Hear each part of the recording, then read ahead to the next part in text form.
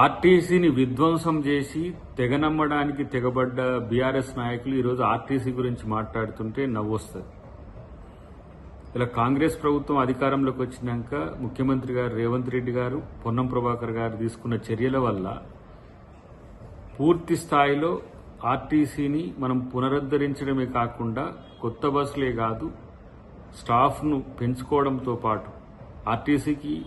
లాభాలు ఎట్లా వస్తే, ఆర్టీసీ యొక్క ఆస్తుల రక్షణ ఎట్లా, ఆర్టీసీ ఉద్యోగుల యొక్క సంక్షేమం ఎట్లా అనే అంశాల్లో సీరియస్గా వర్కౌట్ చేస్తుంటే ఈరోజు బీఆర్ఎస్ నాయకులు అటు హరీష్ రావు కానీ ఇటు కేటీఆర్ కానీ మాట్లాడుతున్న మాటలు, లేదంటే బస్ భవన్లో చేస్తున్న ఈ అలజడి కానీ ఇవన్నీ చూస్తుంటే